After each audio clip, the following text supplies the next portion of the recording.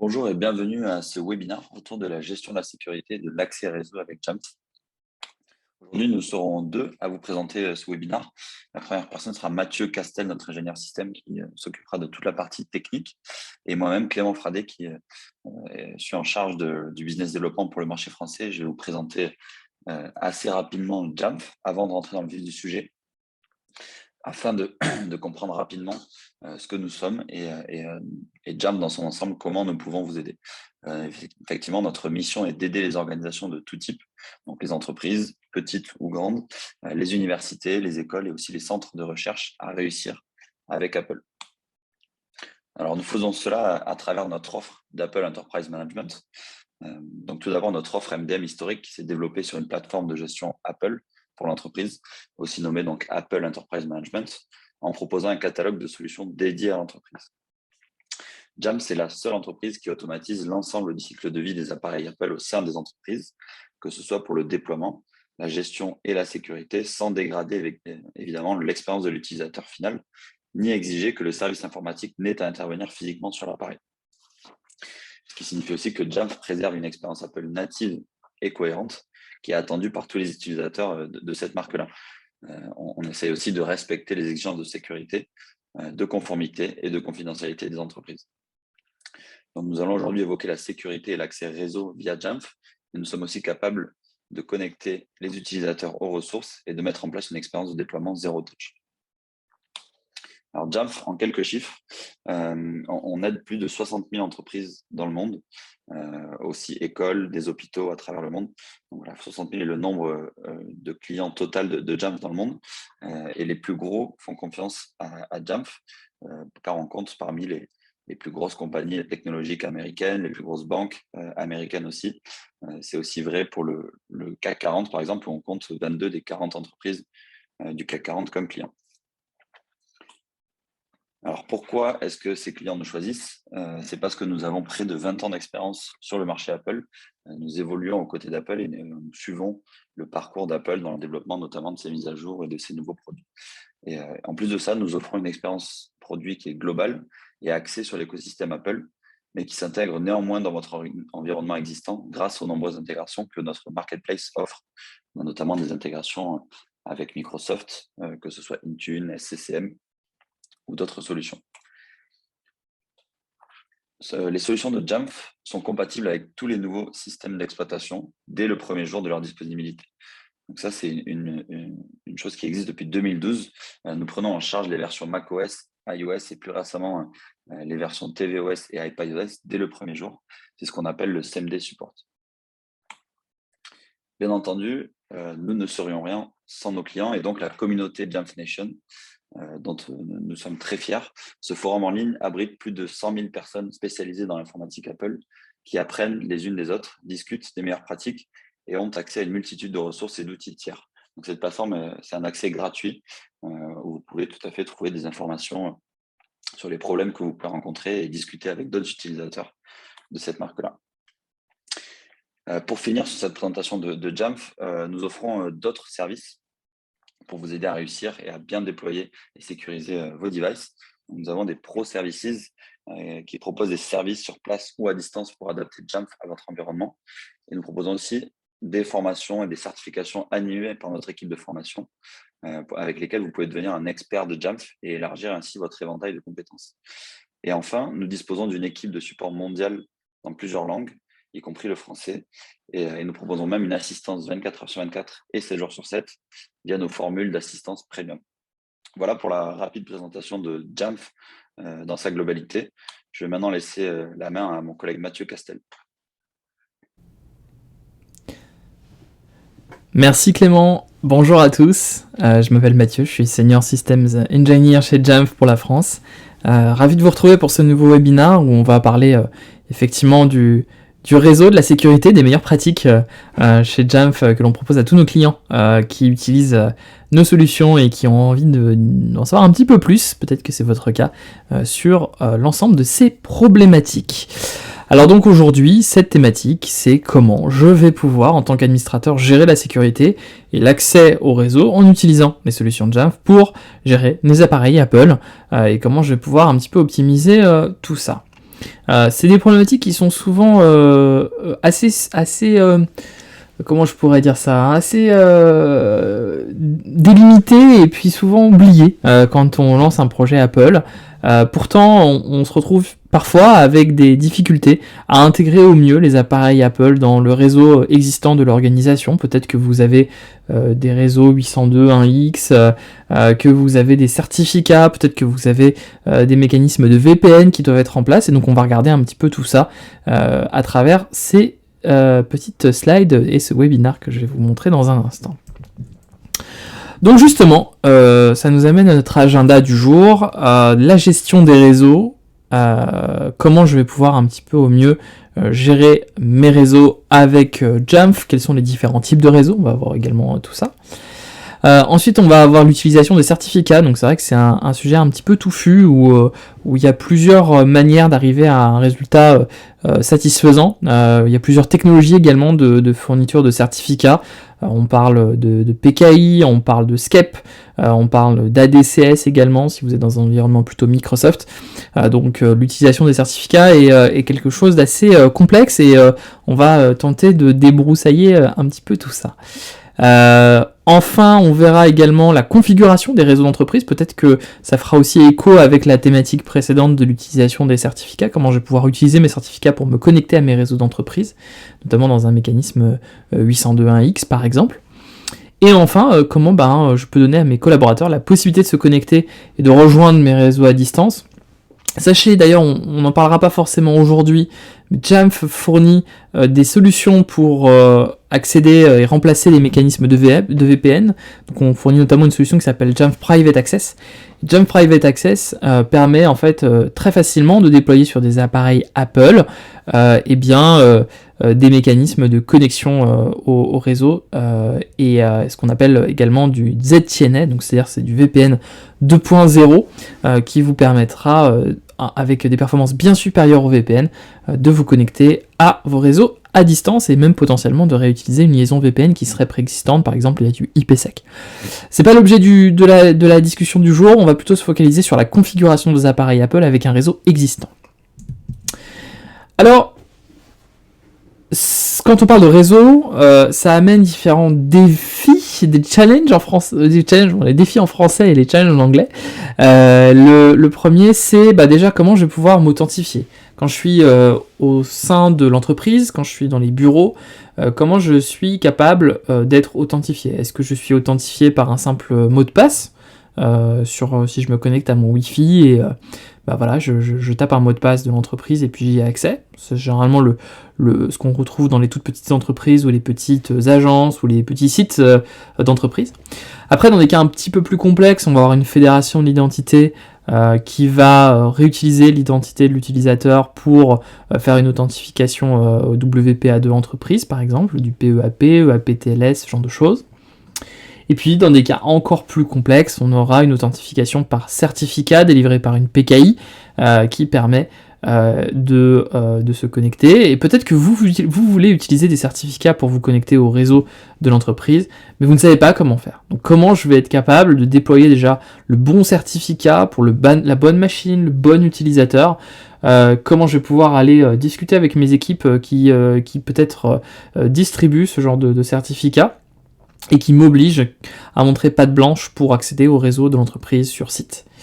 Et peut-être que potentiellement tout cela amène également des problématiques de VPN, des problématiques d'accès à distance de mes devices.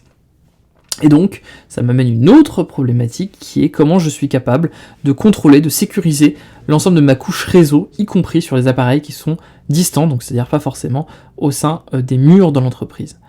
Le périmètre de l'entreprise a vraiment évolué et vraiment tombé ces dernières années, et aujourd'hui la plupart des entreprises évaluent la possibilité de faire de l'accès, ce qu'on appelle Zero Trust. Cependant, il y a toujours des entreprises qui déploient des réseaux VPN et qui ont besoin d'avoir des solutions pour pouvoir accéder sur site et à distance au réseau de l'entreprise. Alors, souvent quand on parle d'intégration de Jamf avec des mécanismes quels qu'ils soient, pas forcément que du réseau, mais aussi de l'identité, de la sécurité, voilà, tout un tas d'éléments qui sont liés à l'extension des capacités des appareils Apple en entreprise. L'un des bons points de départ, c'est d'aller regarder sur Jamf Marketplace, donc marketplace.jamf.com. Et puis si je pense à une intégration réseau assez populaire, je peux penser à tout ce qui est autour de Cisco. Et notamment sur la Jamf Marketplace, vous allez retrouver pas mal d'intégrations entre Jamf et l'écosystème Cisco, avec Umbrella, avec ISE par exemple, qui sont très utilisés. Et vous avez des modules qui sont disponibles, parfois qui sont des modules payants, souvent qui sont des modules gratuits quand vous avez, ou même des méthodes d'intégration entre Jamf et un fournisseur, donc par exemple entre Jamf Pro et Cisco ISE, vous allez retrouver un module qui est préexistant, et si vous avez le bon niveau de licence au niveau de Cisco ISE, et ben vous pouvez très bien utiliser Jamf Pro pour avoir une intégration par API de notre solution avec l'écosystème Cisco. Donc ça, c'est vraiment un bon point de départ. Regardez un petit peu ce que vous avez en interne. Peut-être que vous avez une technologie que vous pensez être particulière, mais qui est quand même prise en charge par Jamf. Et donc ça peut être un bon moyen de commencer à regarder comment intégrer votre environnement existant. Donc, quelque part, ça signifie également évaluer ce que vous avez actuellement pour voir un petit peu comment vous pouvez étendre les capacités de votre réseau pour les amener sur les appareils Apple. Donc, ça amène également à une problématique, tout ça, de configurer sur l'appareil. Donc, si vous faites déjà un petit peu du Jamf, que vous faites de la gestion MDM de vos appareils Apple, souvent la première chose qu'on va faire, c'est créer des payloads et créer des mécanismes d'accès au réseau et de déployer des profils de configuration sur le Mac. Donc, ce qu'on va faire, c'est qu'en fait, on va utiliser des certificats pour l'authentification à notre réseau d'entreprise et au VPN. Donc, une des questions que l'on nous pose souvent avec Clément et moi-même quand on parle avec des personnes qui sont intéressées pour utiliser Jamf en interne, c'est comment on peut en fait avoir un véritable déploiement zero touch, obtenir des certificats d'identité de notre autorité de certification, ou notre CA en anglais, vers nos appareils clients lorsqu'ils ne sont pas sur le réseau. Donc ça, c'est une vraie question hyper importante, hyper intéressante, parce que au final, si je reçois mon Mac à la maison et puis que je le configure, bah je suis pas sur le réseau de l'entreprise, je vais pas pouvoir communiquer avec la PKI, l'autorité de certification de mon entreprise, et je vais pas pouvoir avoir des certificats qui vont être déployés sur mon Mac. Donc c'est un vrai problème que l'on rencontre souvent et que nous évoquent souvent les personnes qui souhaitent intégrer Jamf. Donc la réponse est oui, bien entendu, il est tout à fait possible en fait d'obtenir des certificats même si en fait vous n'êtes pas sur le réseau de l'entreprise, parce qu'en fait Jamf va faire office de proxy et va pouvoir faire une demande directe ou une demande indirecte de certificat à la place et en lieu et place du device, que ce soit un iPhone, un iPad, un Mac, pour obtenir cette certification. Donc en fait, d'un côté, j'ai souvent un serveur de certificat qui m'est proposé par l'entreprise, et ce serveur de certificat, et ben en fait, il se trouve dans le centre de données, dans le data center de l'entreprise, et donc dans le périmètre du réseau de l'entreprise. Généralement, c'est une machine qui est extrêmement sensible, puisque du coup, ce qu'elle délivre comme certificat, eh bien, c'est un peu le sésame, la clé pour accéder à l'ensemble du réseau de l'entreprise. Donc c'est une vraie signature digitale pour accéder au réseau et donc aux ressources de l'entreprise. Et puis de l'autre côté, on a Jamf. Souvent c'est un service que l'on installe dans les entreprises en cloud, donc il se trouve sur notre data center à nous, donc pas du tout sur le périmètre réseau de l'entreprise, et sur lequel en fait c'est une bonne idée d'utiliser le cloud de Jamf pour gérer les appareils, parce que en fait les appareils qui se trouvent dans le monde, ils vont pouvoir être gérés de la même manière, et vous allez également avoir la mise à jour et la gestion des mises à jour Apple qui sera continue, et vous pourrez prendre en charge dès le premier jour les nouvelles versions des OS d'Apple. Donc ça, c'est un vrai bénéfice pour avoir une gestion propre de vos appareils. Donc en parlant de ces appareils, peut-être qu'ils sont à l'intérieur de l'entreprise, peut-être qu'ils sont à l'extérieur de l'entreprise. Alors s'ils sont sur le réseau interne, tant mieux, ils peuvent potentiellement communiquer directement avec le serveur SCEP, et donc potentiellement ils peuvent faire une demande directe sur le réseau d'entreprise pour avoir accès à leur petit certificat. Donc ça, super, mais en fait ce qui va se passer, c'est que pour obtenir ces certificats, ils ne peuvent pas eux-mêmes aller faire une demande au réseau, à la PKI. En fait, ils doivent forcément passer par un mécanisme de SCEP, un profil de SCEP, et donc ce profil de SCEP doit être déployé par un MDM. Et donc, en l'occurrence, ce qui va se passer, c'est que l'appareil va faire une demande à Jamf qui va lui dire est-ce que je peux obtenir un certificat, et Jamf va distribuer sur l'appareil un profil SCEP, et ce profil SCEP va instruire à l'appareil d'aller chercher le certificat directement sur la PKI de l'entreprise. Donc ça c'est super, mais le problème c'est que vos appareils, ils doivent être présents sur le réseau de l'entreprise, ils doivent être à minima connectés via un câble ou Wi-Fi de l'entreprise, ou potentiellement ils doivent être en VPN au sein de l'entreprise. Et vous voyez vite les limites, c'est que si mes devices ils sont en mode zero touch, c'est-à-dire qu'ils ne sont pas encore connectés au réseau interne de l'entreprise, eh ben ce scénario-là ne fonctionnera pas. Parce que quelque part, j'ai besoin d'avoir accès au certificat et donc j'ai besoin d'avoir accès à la PKI pour pouvoir accéder à ce réseau d'entreprise. Et donc, il faut quelque part que je demande une clé et cette clé, elle se trouve à l'intérieur du réseau de l'entreprise. Donc ce certificat est délivré sur l'appareil et on est tout bon. Mais maintenant, qu'est-ce qui se passe si j'ai mes appareils qu'on voit maintenant en bas à gauche, qui ne sont pas sur le réseau de l'entreprise, donc ils sont à l'extérieur, ils sont à la maison, au domicile du collaborateur qui a besoin d'accéder au réseau. Alors, ce qui va se passer, c'est qu'il va demander le certificat et ça va lui être refusé. Pourquoi ça va lui être refusé ? Parce qu'il n'est pas dans le réseau interne de l'entreprise et que de toute façon, il ne peut pas accéder aux endpoints, aux serveurs qui sont au sein de l'entreprise parce qu'il est à l'extérieur. Et ça, c'est normal, c'est votre sécurité qui veut ça. Donc, comment faire ? On va utiliser Jamf Pro. Donc, on reprend le même schéma, on a notre petit certificat qui est sur le réseau interne, et c'est notre serveur de certificat qui va délivrer ces différentes signatures sur les appareils. Et donc, on a à nouveau Jamf, on a nos appareils qui sont à l'extérieur, et ce qui va se passer, c'est que l'appareil va communiquer avec Jamf, et c'est Jamf qui va ensuite être connecté via un connecteur sécurisé vers le réseau interne, et le serveur de PKI qui est en interne sur le réseau, va délivrer ce certificat à l'appareil. Donc, ça peut être plusieurs mécanismes. Généralement, si vous utilisez par exemple du SCEP, tout simplement, vous pouvez utiliser Jamf comme proxy SCEP. Donc ça, c'est une bonne manière de procéder. Si vous utilisez de l'ADCS, par exemple, Active Directory Certificate Services de Microsoft, Jamf fournit également des technologies, et puis on a également des intégrations avec des solutions tierces de certificats que je vais citer dans un instant. C'est vrai que on peut aussi se poser la question de pourquoi est-ce que je m'embête à faire tout ça ? Quel est le bénéfice en fait d'utiliser un certificat ? Le certificat a un gros avantage, c'est qu'il peut remplacer complètement un mot de passe. Quand vous avez un appareil qui se connecte à un service tel X ou Y, par exemple une application qui est exposée sur le réseau de l'entreprise, ou une application ou un réseau Wi-Fi, ou un service de productivité, un service d'email par exemple, avoir un certificat, ça permet de valider de manière complexe l'utilisation et l'identité de l'utilisateur. C'est encore mieux qu'un mot de passe, et ça peut même débloquer des systèmes de SSO. Si en fait j'ai un certificat sur le Mac ou sur l'iPhone, je clique sur mon application, j'y ai accès sans avoir à saisir de mot de passe. Juste simplement en passant le certificat automatiquement depuis le terminal vers le navigateur internet ou l'application. Donc ça c'est super en fait pour authentifier automatiquement les utilisateurs et les appareils.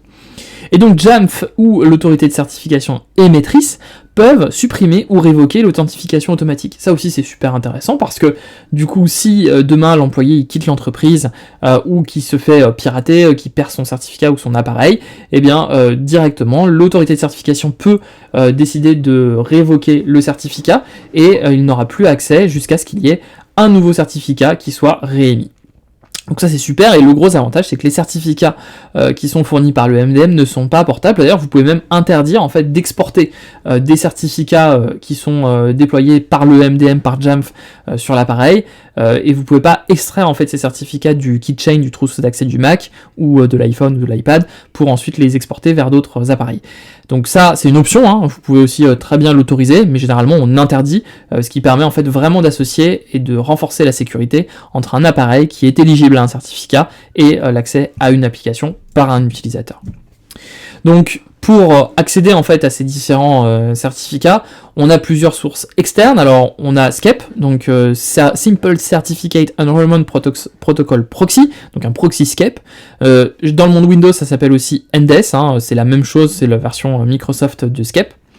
Et puis on a, donc ça c'est le SCEP Proxy, qui est fourni par Jamf et qui a la possibilité en fait de faire je vous ai montré juste avant, c'est-à-dire d'avoir la possibilité de proxifier vos accès à vos certificats directement depuis Jamf Pro pour les appareils qui sont à l'extérieur. Donc en fait, vous n'autorisez pas vos appareils à accéder au réseau de l'entreprise, c'est que Jamf qui est autorisé à accéder au réseau de l'entreprise, donc vous faites une ouverture de port au niveau de votre firewall, au niveau de votre réseau, et Jamf a la capacité de communiquer avec le service SCEP, et donc du coup redélivrer, récupérer ce certificat, et enfin le redélivrer sur les appareils.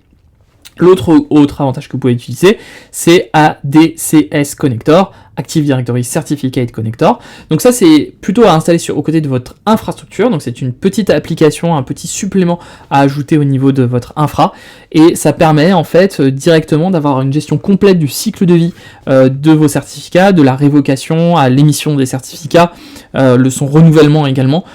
Et c'est parfaitement adapté et intégré avec Jamf et la DCS de Microsoft. C'est un produit qui est gratuit, qui est implémenté, enfin quand je dis gratuit, c'est-à-dire que quand vous achetez Jamf, vous avez la possibilité d'utiliser ADCS Connector, il n'y a pas de surcoût pour l'avoir, et qui est parfaitement valable dans une intégration avec des technologies Microsoft ADCS, et qui est vraiment la meilleure solution pour vous permettre d'aller encore plus loin que le SCEP. Par ailleurs, on s'intègre avec d'autres technologies. Alors, c'est vrai que majoritairement dans le monde de l'entreprise, on a beaucoup de Microsoft et beaucoup d'ADCS, mais on retrouve aussi pas mal de DigiCert. Donc ça, c'est anciennement une technologie qui s'appelait Symantec Certificate et qui depuis maintenant s'appelle DigiCert et qui est une plateforme de PKI qui s'intègre avec Jamf. Et puis on a Venafi qui aussi gagne en popularité. Donc ça, c'est vraiment une gestion de la confiance, de la protection de confiance sur les appareils. Donc pour tous ces deux technologies-là, alors on a une API qui est directement entre Jamf et DigiCert. Alors DigiCert, c'est plutôt une technologie qui est, entre guillemets, sans serveur, serverless ou cloud si vous voulez, et donc qui est plutôt pas mal pour avoir une gestion fluide et flexible de vos certificats. Venafi, c'est plutôt du on-premise généralement, on va le retrouver dans des grosses entreprises, des banques, des assurances, et donc là on a créé un système qui s'appelle le PKI Proxy de Jamf, et qui permet directement de s'intégrer avec Venafi. Il y en a d'autres, notamment en France, on retrouve beaucoup de OpenTrust IDnomics. Sachez que sur le marketplace de Jamf, j'y reviens, on a aussi une intégration avec Evertrust TPP, et Evertrust TPP permet de s'intégrer avec d'autres types de PKI et de faire encore plus d'intégration. Ils ont un produit Evertrust qui est super, qui s'appelle Horizon, et qui permet exactement de faire ça. Donc si vous avez de l'IDnomics ou vous avez une autre technologie, comme du Nexus par exemple, pour gérer les certificats, vous pouvez très bien utiliser le marketplace de Jamf et donc Evertrust pour accéder à cette PKI. Alors maintenant, une fois qu'on a configuré toutes nos intégrations de certificats, comment est-ce que je peux créer des configurations pour permettre d'accéder à notre réseau d'entreprise 802.1x. Donc déjà, un petit point important, qu'est-ce que c'est que le 802.1x? On entend souvent parler de cette norme, et puis c'est vrai que si on est un peu béotien dans le monde du réseau, c'est quelque chose qui peut être potentiellement embêtant à comprendre. Alors, en fait, les termes clés à connaître, déjà, on a le client device ou le supplicant, et enfin le server authentication, ou on appelle ça aussi le radius. Donc en fait, on a certains réseaux 802.1x qui ont été designés par le nom de l'implémentation du fournisseur de réseau. Par exemple, ça peut être un radius. On entend beaucoup de j'ai un service radius, et ça c'est souvent le cas, c'est très populaire dans l'implémentation des services 802.1x en entreprise. Donc si vous entendez parler de radius, en fait c'est du 802.1x et généralement c'est du WPA2, WPA3 et donc c'est généralement de l'authentification par certificat. Donc ça veut dire que vous allez nécessairement devoir déployer un certificat sur le device et passer ce certificat à votre serveur Radius pour permettre une authentification Wi-Fi parfaite et que vos utilisateurs puissent accéder au réseau de l'entreprise.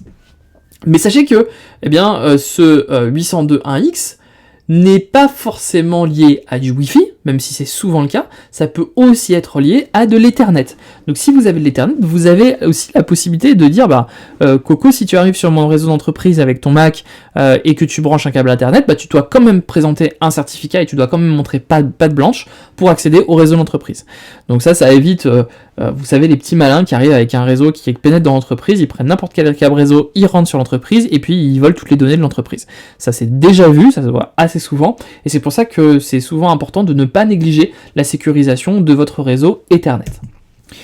Donc vous avez une méthode d'authentification, on va dire une norme, c'est cette norme qui est la 802.1x qui est associée à une authentification, et puis dans cette authentification, c'est là où on s'amuse un petit peu, c'est qu'on a pas mal de types, ce qu'on appelle de l'EAP, donc c'est-à-dire des façons des Enterprise Authentication Protocol, donc des façons de s'authentifier dans l'entreprise. Donc vous entendrez parler de TLS, de TTLS, de LEAP, de PEAP. Donc généralement, moi je vois beaucoup de PEAP, EAP, TLS, c'est vraiment les normes les plus répandues, mais vous avez maintenant des nouvelles normes comme EAP Fast, EAP SIM et EAP AK qui gagnent en popularité au sein des entreprises. Mais tout ça, c'est la famille du 802.1x. Alors si je parle des deux plus populaires, PEAP et EAP-TLS, alors PEAP, c'est une authentification qui est basée sur les références, et donc avec une configuration en mode utilisateur. Et enfin, EAP-TLS, qu'on voit surtout beaucoup dans les grandes sociétés, c'est pour le coup vraiment de l'authentification par certificat.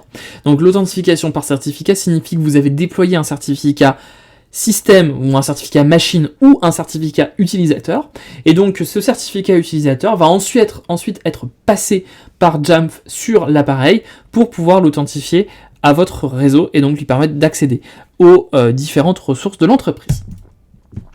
Alors n'hésitez pas vraiment à collaborer avec vos équipes de certificats et avec les équipes Jamf si ce n'est pas le cas vous-même, c'est vraiment super important de pouvoir collaborer avec les autres. Alors, je vais vous montrer maintenant comment ça marche. Donc, pour pouvoir créer des certificats CA et une trust chain et une identité directement. Alors, ce que je vais faire, c'est que je vais sortir de cette présentation et je vais directement aller sur mon instance Jamf et je vais vous montrer comment je vais pouvoir en fait me connecter à mon instance. Alors je suis ici sur une instance Jamf de test, donc je vais aller dans mes profils de configuration et j'ai la possibilité ici de créer des profils de configuration basés sur le réseau. Alors ce que je fais, c'est que je vais aller dans mon réseau Wi-Fi, donc ici j'ai mes réseaux Wi-Fi, et j'ai la possibilité en fait directement de configurer mon payload. Donc ici si je vais dans mon payload réseau, je vais pouvoir dire voilà ici je veux mettre mon WPA2 ou je vais l'appeler je sais pas entreprise Wi-Fi, donc c'est le nom de l'entreprise, du Wi-Fi du SSID de l'entreprise, et je vais ensuite avoir la possibilité de définir les différents types de sécurité. Donc typiquement ici je vais prendre du WPA2 entreprise, donc ici je prends la norme WPA entreprise, et ensuite j'ai la possibilité de définir mon protocole. Donc c'est les protocoles que je vous ai montré il y a un instant. Donc ici par exemple je vais prendre du TLS, EAP-TLS, et donc avec de l'EAP-TLS je vais avoir la possibilité de passer un certificat, une version maximum de TLS et une version minimum de TLS. Et pour le nom d'utilisateur, le nom d'utilisateur généralement c'est celui qui est connecté sur la machine, donc c'est $username, et puis j'ai la possibilité ensuite de configurer le certificat et de passer ce certificat directement à mon entreprise. Donc par exemple ici, si je mets un certificat qui s'appelle Wi-Fi 802.1x, c'est le nom de mon certificat, j'ai ensuite la possibilité de le télécharger directement depuis, là en l'occurrence, un VNAFI, définir des attributs. Ici je vais mettre cn égale test pour démo pour le démontrer, la type de clé, le hachage, et je vais mettre test et test ici au niveau de la zone. Donc une fois que j'ai configuré tout ça, j'ai la possibilité ensuite de passer mon certificat. Là en l'occurrence il n'est pas configuré, ça doit être une zone VNAFI valide, etc. Mais en l'occurrence j'ai la possibilité directement de passer mon certificat dans un seul et même profil de configuration. Et donc le gros avantage de ça, c'est que pour l'utilisateur, quand il va se connecter à son Mac, il aura son certificat qui sera distribué sur son appareil et il pourra se connecter à son réseau Wi-Fi d'entreprise directement et il n'aura pas à se soucier de taper un mot de passe ou demander l'accès au réseau. Donc voilà pour comment je suis capable de gérer les certificats avec Jamf Pro. Et puis vous avez, comme je le disais, la possibilité de créer ce qu'on appelle des charges ou des payloads réseau et de spécifier directement le certificat. Vous pouvez même uploader votre propre certificat dans Jamf et réutiliser ce certificat pour faire votre propre infrastructure. Alors, autre problématique qu'on va retrouver, c'est comment je suis capable de permettre aux utilisateurs à distance d'accéder aux ressources du réseau d'entreprise sans que tout le trafic réseau des utilisateurs passe par le VPN. On ne veut pas non plus obliger les utilisateurs à se connecter, à se déconnecter fréquemment. Quelles sont les options dont nous disposons? Eh bien, vous avez pas mal d'options. En fait, ce qu'il faut savoir, c'est que le VPN, c'est pas une seule et même norme. En fait, le VPN, ça veut simplement dire Virtual Private Network, et donc en fait, c'est un accès réseau virtuel, ce qui signifie qu'en fait, cet accès réseau virtuel peut se faire par le biais d'Internet. Donc si vous êtes à la maison, si vous êtes en déplacement, en mobilité ou autre, eh ben, vous pouvez accéder quand même à votre réseau d'entreprise parce que vous allez déployer un profil VPN, et donc en fait le résultat c'est que l'appareil, comme s'il était présent sur le réseau de l'entreprise, a accès à votre réseau et donc va avoir la possibilité d'accéder à vos applications d'entreprise, même si ces applications ne sont pas exposées sur Internet. J'ai par exemple travaillé dans le passé sur une flotte de commerciaux qui avaient besoin d'accéder en VPN à leurs applications, mais ils n'avaient pas forcément besoin tout le temps d'accéder à ces applications d'entreprise, et donc quand ils y accédaient, ils y accédaient à la demande à ce réseau VPN. Et donc ça, c'est vraiment la beauté des technologies Apple et la façon dont ça a été implémenté dans iOS et dans macOS, c'est que vous pouvez en fait choisir un petit peu votre grande famille de VPN. Vous pouvez très bien dire, moi je fais du IKEV2 avec du IPsec, ou du Cisco AnyConnect par exemple, qui est vraiment des technologies qu'on retrouve souvent. On voit aussi beaucoup de SonicWall ou du F5 également, Aruba, et même Checkpoint, qui est une technologie qu'on voit aussi beaucoup dans les grands groupes et les grandes entreprises, notamment celles qui font de la mobilité. En fait, peu importe le choix de votre technologie VPN, même si vous faites du OpenVPN, sur macOS et sur iOS, vous avez la possibilité de déployer directement des profils VPN avec les technologies qui sont directement accessibles et supportées par Apple.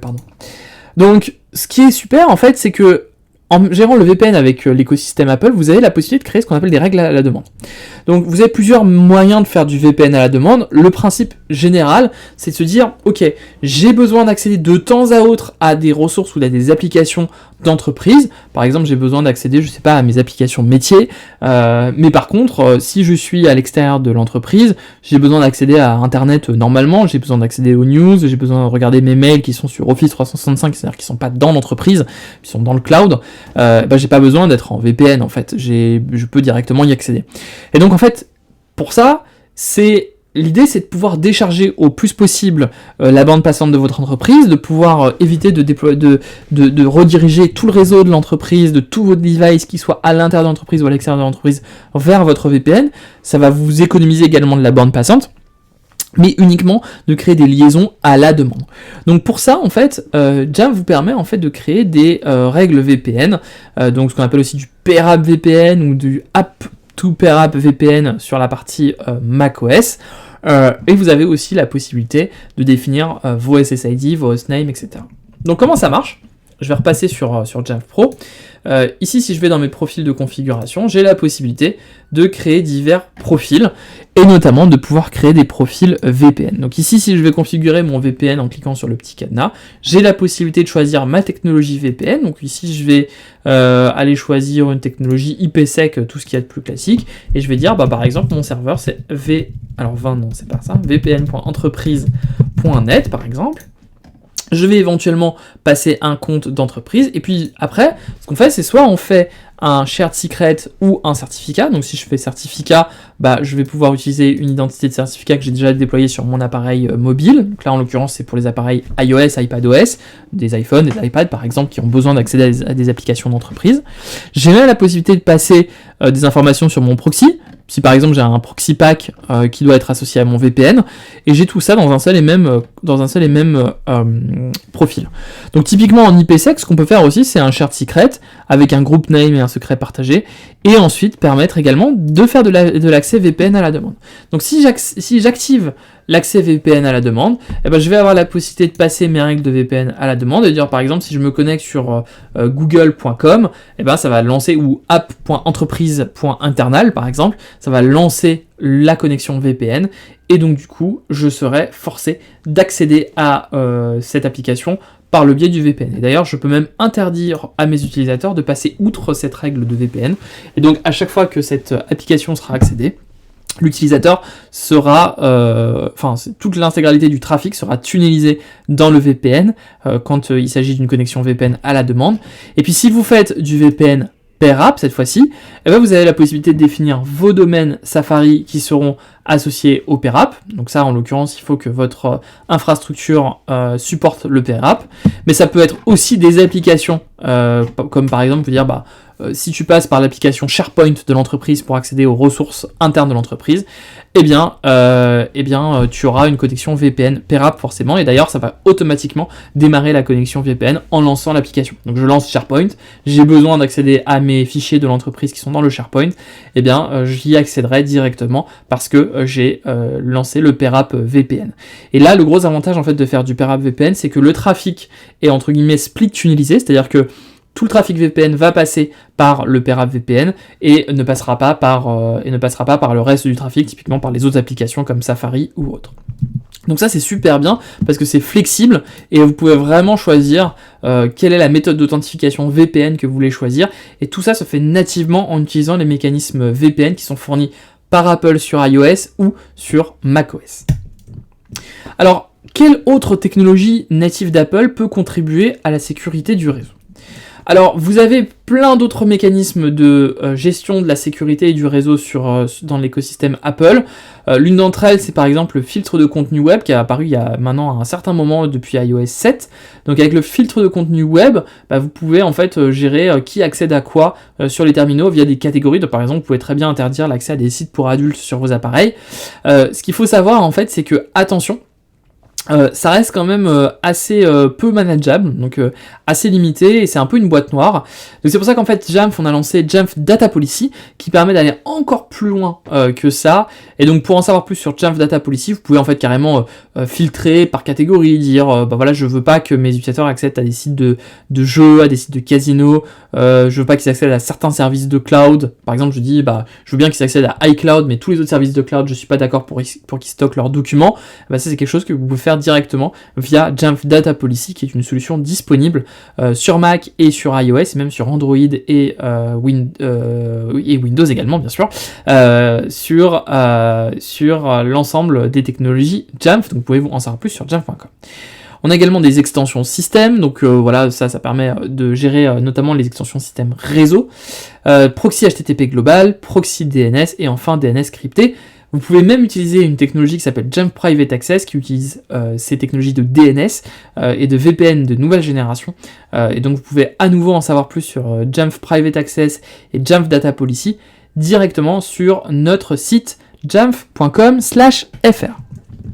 Alors, qu'est-ce qu'on a appris ? Où est-ce qu'on peut trouver d'autres infos ? Et qui peut nous aider ? Donc déjà, ce qu'on a appris, c'est comment gérer les certificats d'entreprise, comment gérer le 802.1x, comment pouvoir configurer le VPN, d'ailleurs on l'a vu ensemble, et enfin l'écosystème Apple, et notamment l'écosystème Jamf qui s'enrichit de plus en plus avec des mécanismes de protection réseau comme Jamf Data Policy ou Jamf Private Access.